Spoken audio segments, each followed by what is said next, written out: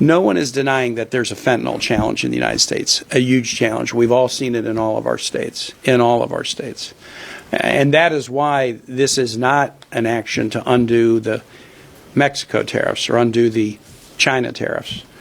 You might argue about whether the emergency is one that where tariffs is the right answer, but clearly the fentanyl trade is being heavily driven through Mexico or precursor chemicals from China. But Canadian tariffs are not the answer to the solution because the fentanyl problem is not primarily a Canadian problem. There's an article that's out in the Globe and Mail today that digs into the disparities, 21,000 pounds of fentanyl seized from Mexico coming across the border last year. And there's a claim that there's 43 pounds seized from Canada.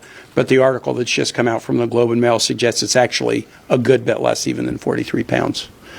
Is there work that we should and need to do together on fentanyl? Of course, Chuck led us to pass the Halt Fentanyl bill in the Senate just 2 weeks ago, and there's more we can do. But this is not about fentanyl. It's about tariffs. It's about a national sales tax on American families. Trump's economic advisor, Peter Navarro, said that the total of these tariffs will be $6 trillion of taxes paid by American consumers, more than $600 billion a year. I've told the story of this baker that I have in Virginia. April is her name. She owns a bakery. Some of you might know this place. It's called Mom's Apple Pie. Now, is this a good thing for a speech in the Senate recording studio? Mom's Apple Pie Bakery. April owns it. 3 locations: Loudon, Purcellville, Occoquan.